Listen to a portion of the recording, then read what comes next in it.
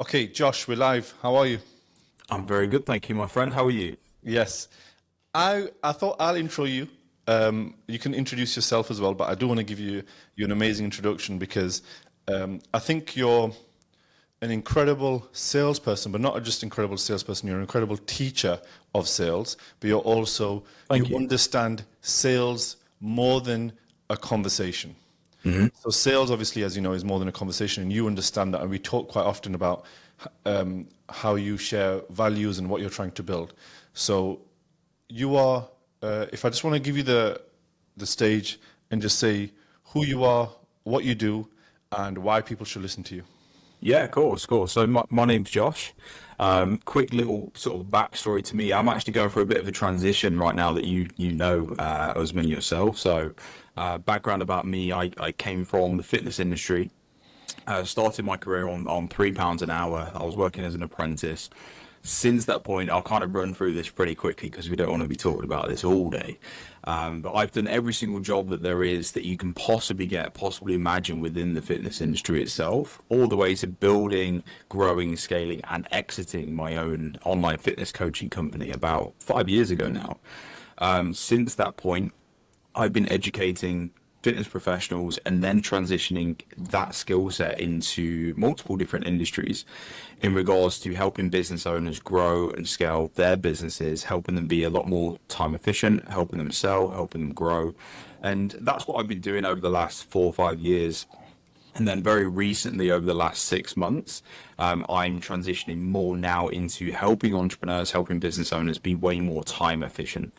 So helping them create a lot more freedom in their lives, helping them not only go away and work and work as hard as possible, but how do we work smarter? How do we really scale their businesses whilst we're actually working less and focusing on the things that matter? How do we create time freedom? How do we create financial freedom? How do we create location freedom? And that's what I'm transitioning into now. So very, very brief for you. I know that was very quick, but we'd be here all day. I'm No, sure. and I want to take the time to understand as well. And we were just talking before we came live about. I don't know if you share this same as me. I don't want to be seen as a content creator. So I see things as two different ways. You're either a content creator that monetizes and has a business or gets brand deals and partnerships, or you're a business owner that makes content. And I fall into the category of a business owner that makes content. I actually don't want to make clickbait type of content. I don't want to put up like clips that just get clicks. I want to find the right people online. And that it strikes a very hard balance to be able to find the right people, but also get the algorithm push by saying things that people will want to see. Correct. Correct. Yeah, I fall into the same category. I mean, I remember when you came to see me in Marbella, actually, and it's always stuck in my head when you spoke about the difference between social media and business media. I don't think anyone's actually put it across in that manner, and it's always stuck in my head. And you are right, I fall into the same category. I'm not using social media for clickbait, for views. I'm using it to help people. So yeah, I'm in exactly the same category. Yeah, and I would even even since our conversation, I'll now class myself even further, and I would say I'm an educator and a business owner. And the way I provide education is through making content. I don't make content for the sake of it, and I actually just want to find the right people. And it made me think we both can go down two different routes. We can go into the street and talk to people about sales and try to sell them something and get a lot of clicks. Or I can share specific business tactics with a business owner that has a large business and multiple salespeople. Which one is more likely to go viral and which one is more likely to find me the right customer? They're two completely separate things. Very. And I had to settle for, I actually don't want to grow that big. Not because I don't want to, because I want to find the right people, and my total addressable market is small. Yeah. It's growing slower, I would say, but growing with the right people, as you mentioned. I've always been the same. I've never had the biggest following, like never ever have, but the monetization of the following that I've had, I can sit here now and say that confidently I've spoken to every single one of my followers personally. And there's not that many people that can say that when they've got 100,000, a million followers. Yes, obviously that's helpful in regards to business, but you are right. It's got to be the right people. Yeah. At what stage would you get a VA or someone in your DMs? It depends on how you use them. Personally, for me, I'd love to get your view on this as well. Yeah. So for me personally, VAs are very good in regards to instigating conversation, instigating engagement. But the moment that conversation starts to get more personalized, that's where I actually like to step in. I don't want a VA actually doing that for me. Now, to contradict that, if you've got hundreds of thousands of messages actually coming through, then you've probably got to spend a lot of time training the VA. And this is another conversation as well. Most people who hire VAs, they treat them like a VA. They don't treat them like an employee. The best VAs that I've trained and actually put into action are the ones where I've treated them like an A player. So I've actually spent 5, 6, 7, 8 weeks training them, getting them to speak like me, getting them to react in a certain way, getting them to understand the business, the solution we offer, absolutely everything. Most people don't have any luck when it comes to a VA because they just chuck them in their account and get them to hope for the best. That's it. And it's not the right way to do it, in my opinion. So I've now been looking at how. So the first thing I want to give the clear difference between a VA and a setter. A VA is Canva social media posting to me. Might be doing the odd bit of graphics or tasks. And a setter is solely there as a person who's going to generate more appointments. So the constraint that they're working towards, both people, one person is working towards the constraint of actually low leverage activity. The other person is working through the constraint of not enough appointments. Mm-hmm. So therefore, a setter, the way I recruit and put setters in, because I'm going to focus more on that. So if I had a VA in my inbox, that person would just be doing social media posting. In my inbox, I would have a setter because the person is there as a receptionist, as a person to move people into an appointment. And I take the emotion out of my business a lot of the times because it's the best way to make decisions. If I had a small shop or a large shop, it doesn't matter because I need a receptionist there. Someone will message come walk into my shop, aka message my page or follow my page. Therefore, they will receive a message to lead them towards an action and then give them the support. So as you grow your business, you just have the right people there, the frontline staff, to be able to do that. That's point number one. The next thing about setters is how I actually train setters differently is I will find setters currently from South Africa and I will get them, let's say they're going to be $600 a month, $800 a month. And I know I can probably get them $5 to $10 an hour. I will get 5 to 6 into a group and get them to do a group activity and pay them $25 for that hour and say, do this for me. And then I would see the best out of those 5 and then hire that person. And it's cost me $25 to be able to pay someone to do a specific task, to do a role play conversation or to do a practice scenario with me. And I save myself so much time. So many people don't even pay beforehand and they cost themselves hours later. Yeah, I completely agree. And it's very smart in regards to the way that you separate VAs into different categories. Not many people do that. Even I've not done that in the past as well. And that's some of the mistakes that I've made when hiring virtual assistants. I've treated them as, oh, they can do everything for me. They're just my personal assistant. And I think a lot of people make that mistake as well. But yes, having that separation is incredibly important. And you are right. You got to pay, you got to test, you got to train them. You can't just expect them to come into your account and start making you millions. And even if I go deeper into the topic of separating it, most people don't even separate on their business a difference between a marketing sales rep and a sales rep. So there's sales development rep and marketing development rep. Correct. Marketing development rep is someone that does all the DMs and moves people from the DMs and sells, will go onto like the social media platforms. And a sales development rep will generate appointments maybe from your list and do all the appointments and closing. And because most people don't even know the differences, they don't even know how to manage their staff. They don't even give them the right KPIs. Yes, correct. Completely agree. How would you do KPIs if we can go deep onto KPIs? How would you, like if you were building a sales team now, how would you do KPIs for the sales team? I'd build the sales team gradually, and this is how I've always done it. So I always build it with 1 first. So I always bring in one sales rep because I want to nurture that sales rep to actually manage the sales team underneath. So I like to set the standard with that one person and be quite hands-on with that one person first. So I will work hands-on, one-to-one with just that one sales rep to start with. And then I will actually teach and I'll train that sales rep to do the hiring for me. I would actually do the hiring for the next one or two sales reps, I would actually say, to show how that process done, map the process out. And then I know I've set the standard with the original rep, who is now the sales manager that overlooks everything. I've now gone through the interview process, the training process, absolutely everything, like step by step by step. So in regards to the management of that team, it's looked after because I've been extremely hands-on at the start and then gradually pull myself away. That's how I personally manage it. I'm sure you do things slightly differently as well. Yeah, the way I do things differently, specifically with sales teams, is I look at the volume of appointments that are coming in, and then that determines of who I need to hire.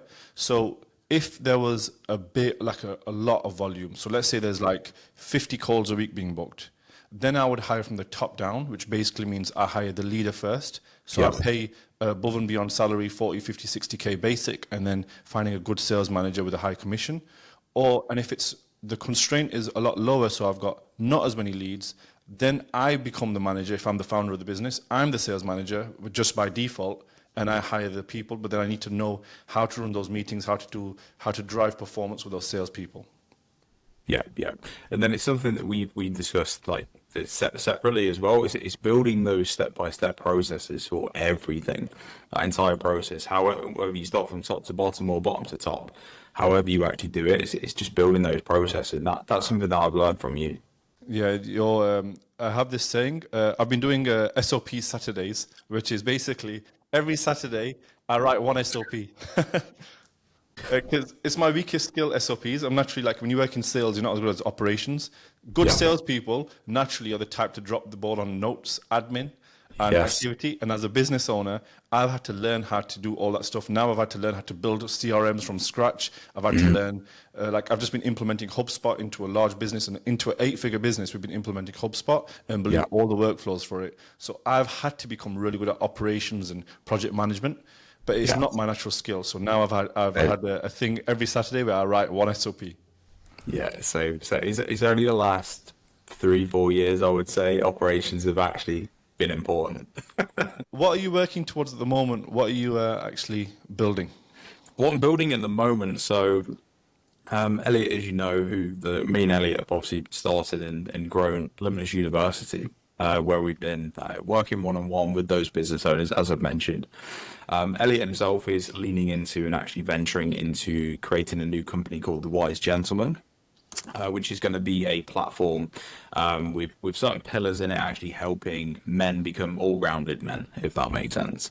Me personally, I'm now venturing into a space where I want entrepreneurs and business owners to just be a lot more time efficient, actually create a lot more freedom in their lives. So we're going in two slightly different directions right now. I've got a few things going on. I'm building out a journal that is actually getting published at the moment that cuts out all of the fluff, all of the nonsense that actually helps entrepreneurs be a lot more productive.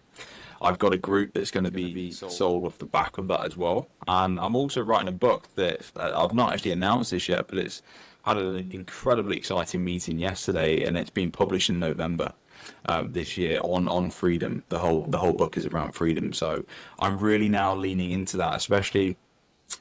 I've come from the aspect where it's been about the money, it's been about the cars, it's been about the watches, and I've been there and I've done all of that. But now that I've actually made the move to Spain, and I've started to realize the things that are more important to me in regards to my life and the life that I actually want to live. The financial side of things, business I absolutely love, of course, but the relationships, the life I get to live, where I spend my time, a lot of these additional things now are just far more important to me. So that's the direction that I'm going in from the start of this year and sort of moving forward. So a lot of exciting things coming. That is exciting because, in history, every big movement that's ever started always started with a book first. So whether you think about religion or you think about any big, large author that you follow that's become an incredible business person, a lot of the times the base for them was the book. And for me, I left school struggling to write and read properly. I was, in short, I was thick. And because I was thick, because I didn't try. And because I didn't try, because I was lazy, I left school without those skills. So all in my early 20s, it allowed the benefit of being shit at reading and writing was the tool of my tongue became amazing. I became great at talking because the one skill that I could yield, I practiced more because I wasn't doing other stuff. So I grew up insecure thinking I can't read and write. But then what actually happened was I ended up honing a different skill. And then I started to learn more about reading. And as I read more, I became better at writing. And now I'm now doing a copywriting course and I'm reading more and more. And I've been reading a book more often. And now I've worked the other skill that was weak. So the way I've got to where I am now has been completely different to everybody else. But I can tell you, maybe it's for that young guy who's not confident within a certain skill. It's okay, work your best skill now and then work on the others later. Yeah, yeah. And then from experience watching you, you're a phenomenal networker. So that strength that you've got from talking, and I'm the opposite. I'm learning how to talk and learning how to network now. I've always read a book every single week, like since I was a child. I've always been a massive reader, always been a really good writer, but that's made me quite introverted. So now I'm learning the skill that you started with. It's almost the opposite. I would say my two greatest skills are manifesting and networking. And I thought to myself, who are the two people that I follow, right? I follow Alex Hormozi and I follow Gary Vee. And I thought, you know what? I want to meet both of these people. And I decided this is such a crazy thing because I'm not a woo-woo type of guy. I decided this in April that I wanted to meet both. Within a 4-week period, I had a one-on-one meeting with Gary Vee and a one-on-one meeting with Alex Hormozi. Yeah. I don't know how it came about, but I managed to sit down with both people, show them both different aspects of my business and say, what shall I do here? Can you help me? And they would sit with me and say, right, what you need to do is all these things. And Alex gave me a list and said, go and work on all these things. And then I think I'm going to be meeting him for another one-on-one chat in September. So he gave me all these things to work on, which I've been implementing. And then when I met Gary, I got invited down to Gary's office just through networking. And I had a one-on-one chat with Gary, and he said to me, I said to Gary, I'm working on building an enterprise sales. I'm trying to get more enterprise companies within our sales, within our consulting. How should I be using LinkedIn properly? He gave me the strategy, step by step, what to do on LinkedIn, because I was like, I've got LinkedIn, but not got I've got Instagram, TikTok. It's getting confusing for me.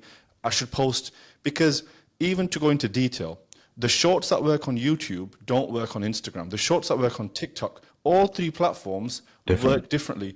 And then I'm thinking LinkedIn, I was feeling overwhelmed.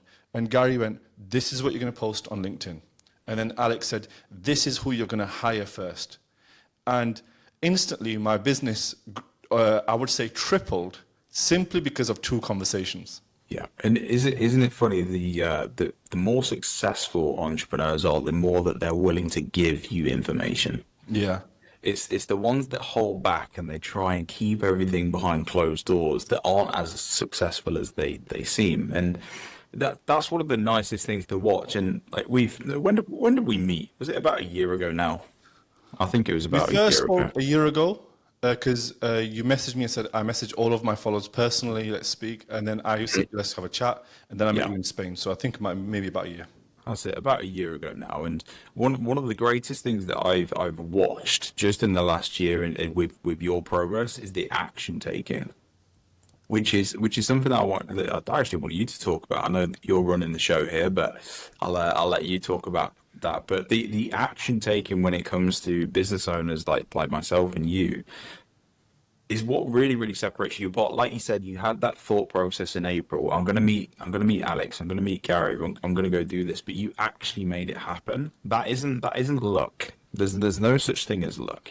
Every single person has choices in life that they've got to make, and you made those choices to take the action and actually made that a reality, which is incredibly important. And I speak to a lot of business owners. I know you do as well. But there's a lot of people that talk about what they want to do, but there's a very small percentage that actually do it. So yeah, talk about that. It's interesting. I think I don't know how to do anything but to implement, because if I just sit with a bunch of knowledge, there was a time where I just sat with a bunch of knowledge in my head And I know the frustration was when others would talk to me, there used to be this really dark thought in my head, which was, I know more than this guy, but he's way more successful than me. And the accountability of that is, it's because I've not done anything and he's implemented. You're only as good as the knowledge that you implement, not the knowledge that you know. Correct. And I used to know a lot of shit, but implement fuck all. And then I thought, I'm going to start implementing. And I can tell you this, I've only implemented 10% of my knowledge. When I can implement 30, 40%, what can I grow? How can I grow? So my goal at the moment is to grow a £10 million consulting business within sales and to change the way salespeople are seen, because I believe sales is serving. So serving is actually selling, not just selling. And that mission and being really specific with that mission involves implementing daily tasks.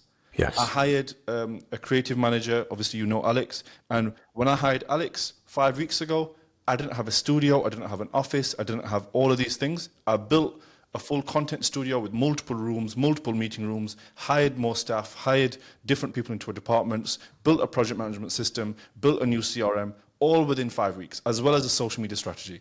So implementing off the back of those conversations that I have has been the biggest win for me. It's so important, and I think a lot of people don't implement as well because they're chasing perfection. It's like when me and you had a call, like for example. So anyone listening, I actually asked Usman for a call just to have a different opinion. I think it's really, really important for other people to actually like what you've done as well, like Alex with Gary, with people that we've hired and we've asked for a second sort of pair of eyes. And literally 2 hours after Usman gave me some advice, I actually closed a 5K deal. Even a few weeks ago, I was reading a book. I was about 60 pages into it, and there was a piece of advice there, and straight away I went onto my social media and implemented it immediately. I think don't be afraid of chasing perfection or releasing something when it's perfect. And this is what I say to quite a lot of business owners when they're building courses, for example. Sell the course before you build everything. You don't have to build everything and make it perfect before you start actually selling it and getting people in. It's the action that actually makes it better, because if you can actually bring people in, collect that feedback, you can then make the course even better, because it's for who you're actually serving, as you just mentioned. Thank you for the kind words, Josh. And the analogy that I give, there's 2 types of business owners. Business owner 1 wants to sell T-shirts. Well, both people want to sell T-shirts. One guy goes to China and buys $5,000 worth of stock, brings it back and opens a website.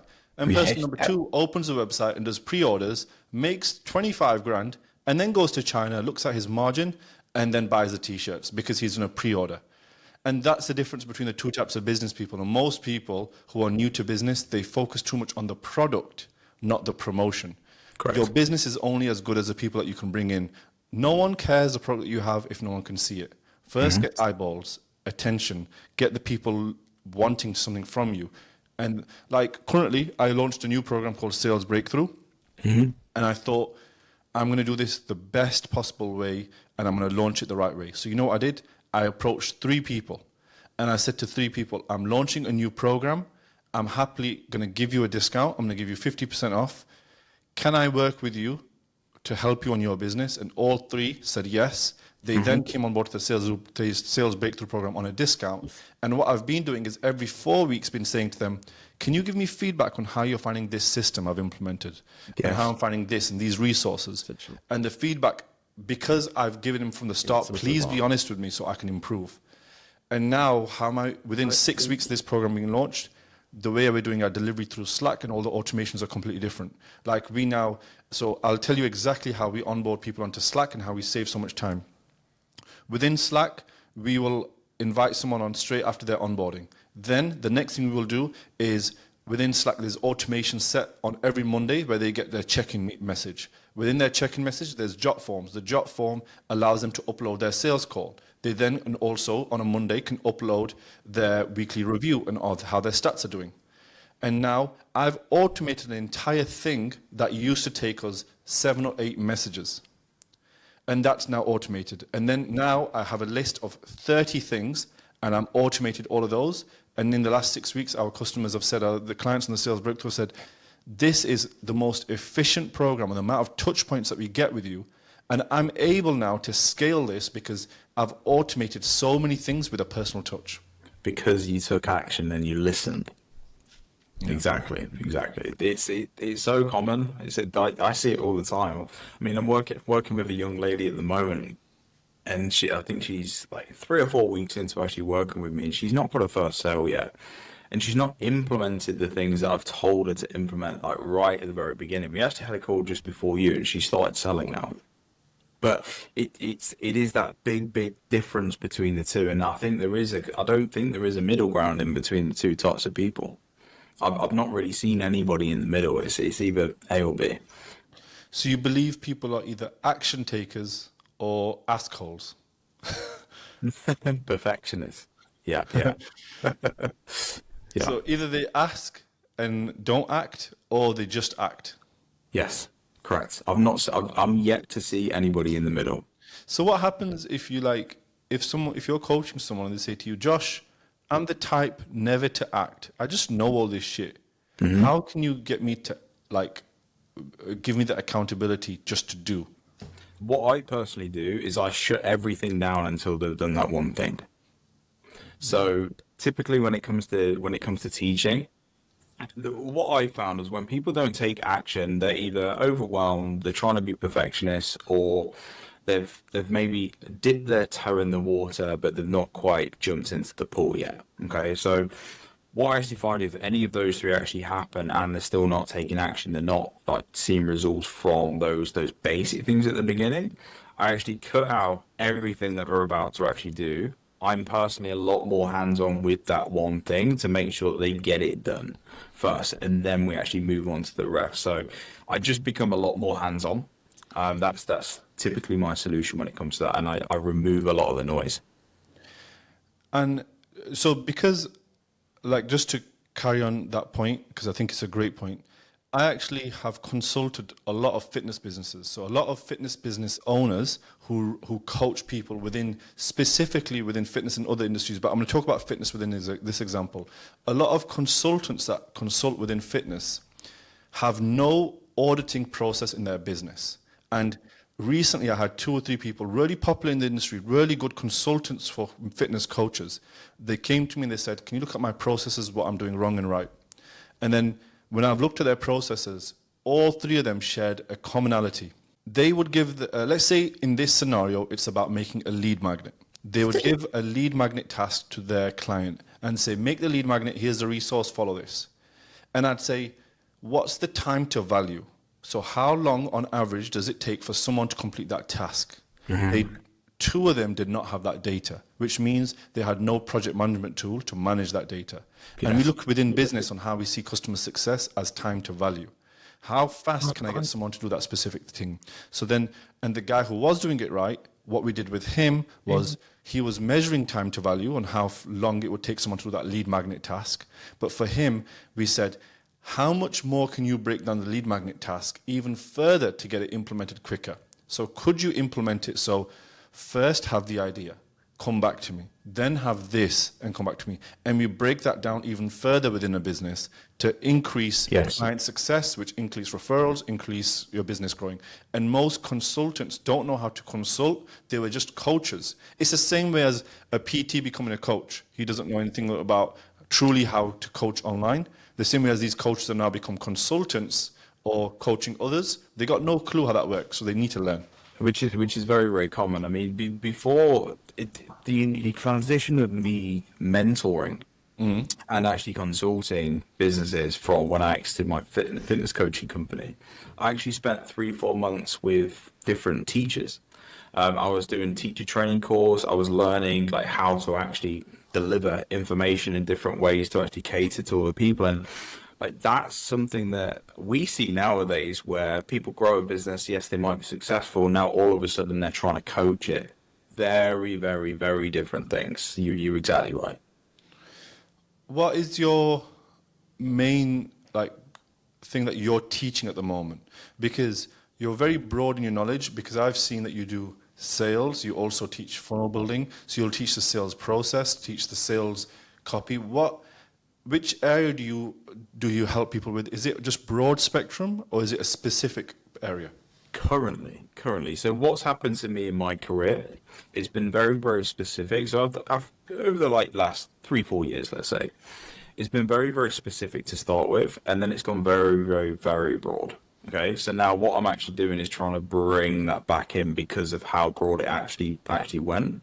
Currently, at the moment, I'm working in 12 different industries, so very broad, very, very broad. But the niche that I'm pulling everything back into now is time efficiency and productivity with business owners, because that's where my passion is, and that's where I see freedom actually created for a lot of business owners, and that's what I want to be known for. That's what I want to do. It's what I'm writing my book on. It's what I've published like my journal about as well, and I just want to go all in on that field. But yeah, to answer your question, it went very broad, and now it's being pulled back in. I think being narrow is the best way. I've become more narrow as well. And in the beginning, Yes. when you're, I would say, when you're an amateur, you think, I need to be broad so I can get a lot of people because I don't want to miss anything. But the specificity is the speciality. Yes, correct. And when I'm so specific, I become special within that market. And I've just made that up. And when you actually become so specific, it is that speciality that attracts people to you. And when I'm thinking about it now and like how I've been implementing it for myself, it is truly what works. Yeah, 100%. And I'm not saying the last 3-4 years hasn't taught me anything, because it really, really has. And transferring those skills to many different industries has been a very, very big learning experience that I'm very grateful for. But you do perform at your best at an elite level when you're all in on one thing, by far. And yeah, I'm excited to pull that back in the next month or two. I've actually stopped talking to people about when they struggle with leads. So when I get an inquiry and they are someone that's struggling with leads, I now know that's a no from me, because my speciality is in optimizing the sales process. And if you are someone that can't generate leads, like I'm not an amazing copywriter, therefore a big component of the funnel is copy. And what I found was when I used to help people doing everything, I used to have to hire somebody else or find out how to do this thing, or I would even get bad results because of my weakness there. So all I did was, my strong point is sales, teaching sales, building sales teams, getting sales teams to perform better, getting founders to build high-ticket products, to sell more.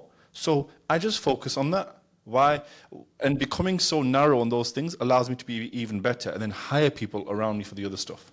And another advantage, what I found as well, just from my experience over the last year or two, is the broader and broader and broader I got, the less that I felt like I had direction and a speciality. So what then happened as a byproduct of that is I started posting on social media less and less and less, because I didn't have a direction. So then my audience won't be able to see a direction.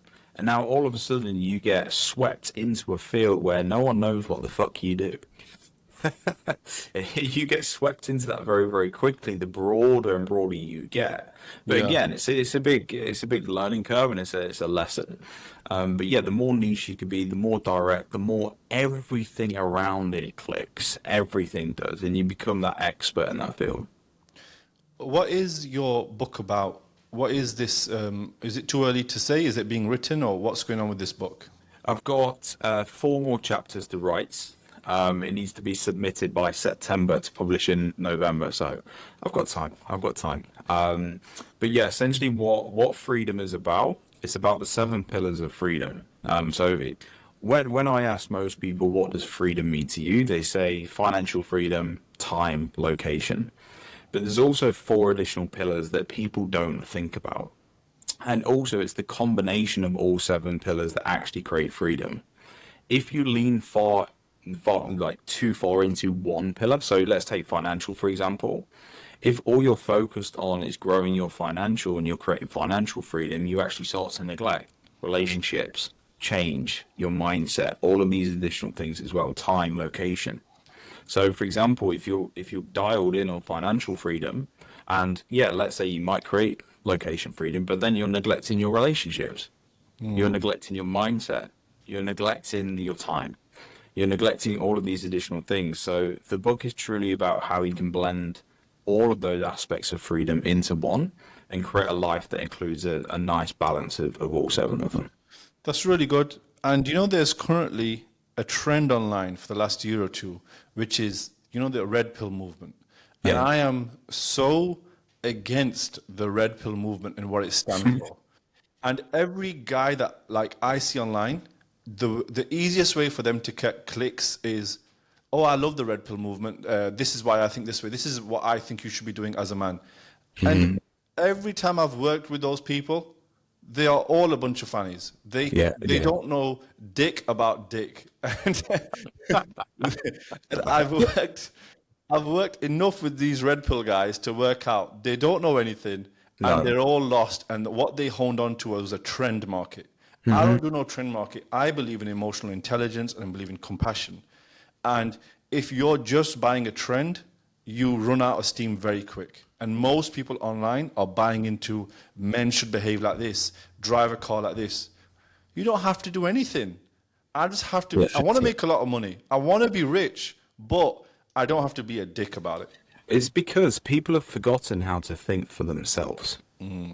So the way that social media's been, and I mean, I'm not even that old. I think we're around the same age. But when I was a child, I was riding my bike. I was scuffing my knees. I was having to come back home like just before it went dark. I was still in that last era where children were children, and then I've grown up with the development of technology, which I'm really thankful for. I was born in that time. How old are you? I'm 28. Okay. So, I was just in there. so I'm 32, which means I'm the generation that was the last to use a phone box. So Yeah. when I was 15, 14, I would use the phone box to call home.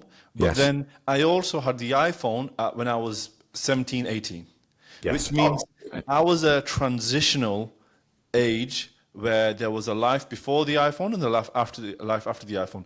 Anyone under 25 doesn't know the previous life. No, exactly the same. Exactly my point as well. And I think people are growing up these days with social media, and it's such an attachment to their personality and to their life. The reason you have a lot of people like that is because they haven't had the chance to think for themselves. They see this content online and they think, this is how I should act, this is how I should think, this is what is right, this is what is wrong, because they're just being completely influenced by their phones. They've not had that real life transitional experience. And that's why you see a lot of these people who are like the red pillars, the blue pillars, the whatever fucking pill they want to take. Like there's not a lot of people that can actually think I've for seen the green themselves. pill now. Now I've been seeing the green pill everywhere. The green pill, yes. It's going to get every color. I'm going to launch the pink pill with my pink top. I just don't take pills. Don't take pills, kids. Don't take pills. Just work. Just do your work. And like, do you know, the easiest way is if you just do the work, like everything else works out. You don't need to complicate it. And like, I'm sure your 7 pillars of freedom have something to do with how you have to earn the freedom. It doesn't Correct. just come to you. Can you like, Yes. explain that? Yes, absolutely. You can't just snap your fingers. And I actually spoke about it in the book. So one of the chapters that I've written recently, I won't delve into it too much, but I actually spoke about how I'd earned the freedom before my wife earned the freedom. And then you've got this conflict in a relationship where you've earned the freedom, but then your wife's not earned the freedom. But relationships is a very important aspect of having freedom. So then the aspect of actually slowing down and getting your team to come with you is a very, very important aspect. So it's not just you earning it. It's the people that you love and the people that are around you. They've got to earn it as well. And the circle that you start to construct and you start to choose the people around you.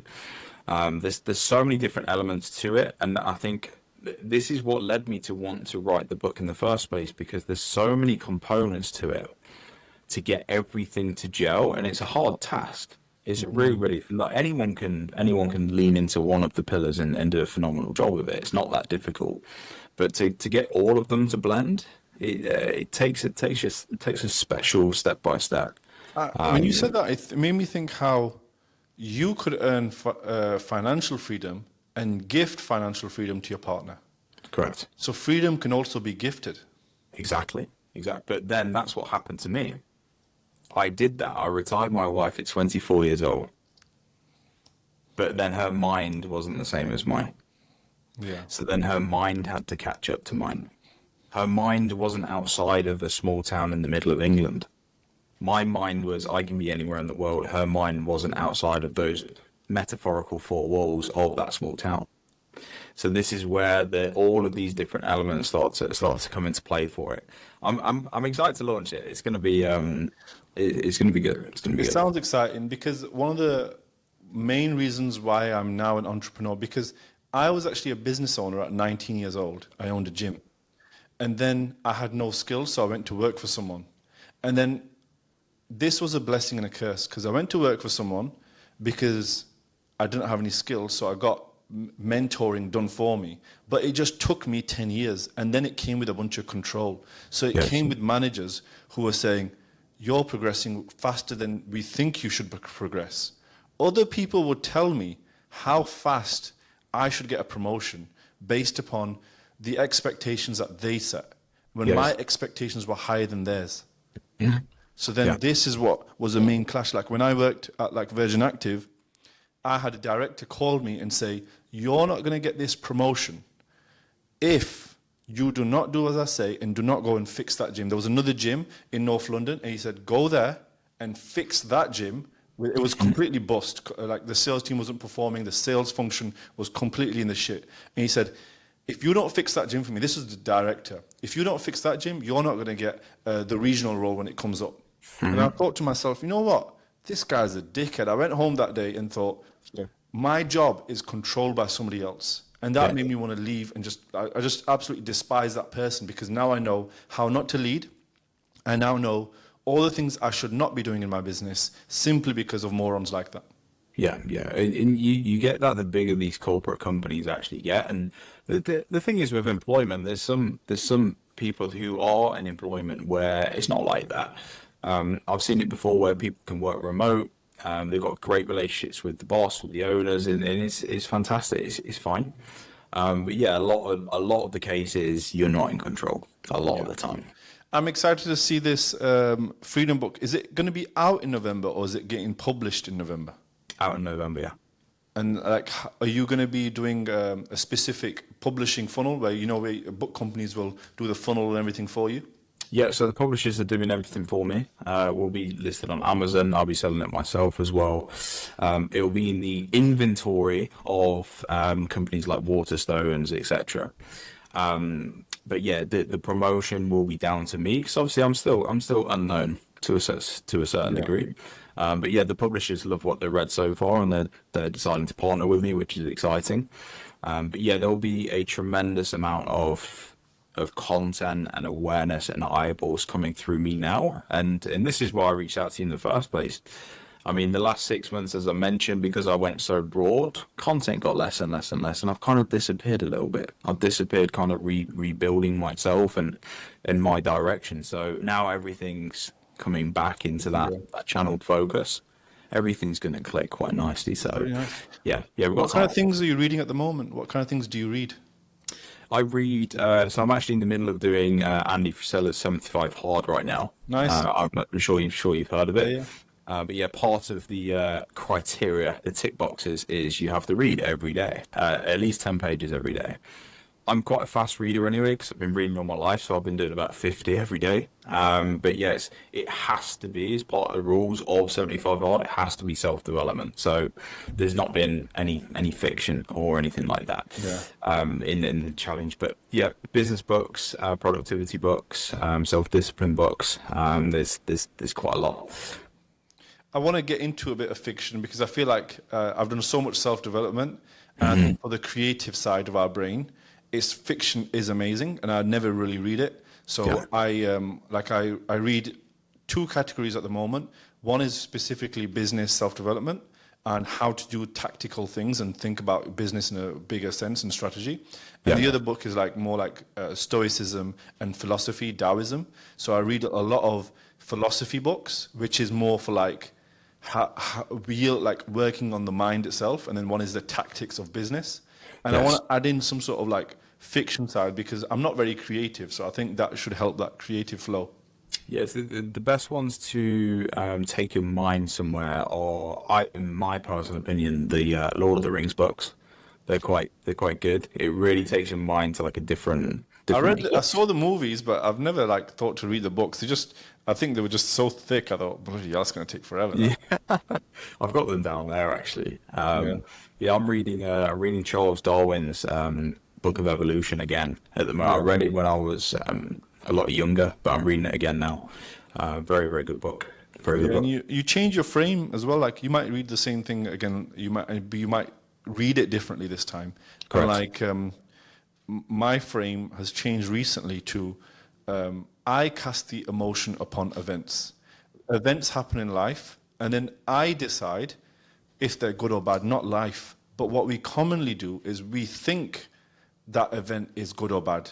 So something bad could happen, and then that could lead to something good, but we judge events as singular activities. Our mind doesn't judge it as a domino effect. Yes, yeah, completely agree. Completely. And when it comes to books as well, just on that point, reading, I think there's a certain time that you should read a certain type of book. So, like for example, I've just read Will Brown's book. I've got it over here. Yeah, I've just finished reading that. Now, that would have been Give him a shout out. yeah, how to 10 mil. Yeah, I've just finished Yeah. reading that. It's a very good book, but that would have been wasted on me 5 years ago. Yeah, They would have would've been because it talks about things that are applicable to now, to the business experience I've actually had, the experience, the knowledge, the wealth, everything I've had up until this point. Now I find that valuable. Whereas if I'd have read that 5, 6 years ago, it wouldn't be applicable because I haven't mastered the basics yet. So I do believe that there is a certain time that you should read a certain type of book as well. That's amazing. I'm going to put a little chair in my office just for reading so I can stop Yes. and separate tasks because I have the bad habit of multitasking and then dropping the ball, and the speed of how you multitasking never seems to work. Yeah, yeah. Josh, I want to do this with you again. We'll speak again, and Absolutely. I'm excited to connect with you further. I think I'll be seeing you in Spain in July. I think I will be coming down because I have an Excellent. event there. So, and when is your event? You have an event coming? Yes, the Hybrid Entrepreneur Summit is in September, September the 21st.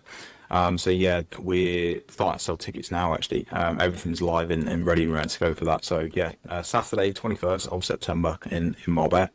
Okay. Where do people contact you? How do they get in touch with you? Instagram's probably the main place right now. I'm not going to give my number away. I've done that before on podcasts and I got absolutely flooded. So just Josh Dexter _. So JOSHDXTR _. Amazing, man. Really good speaking to you. Thank you for your time, Josh. You too, my friend. Thank you for your time as well. Bye-bye. Thank you. Bye. Take care.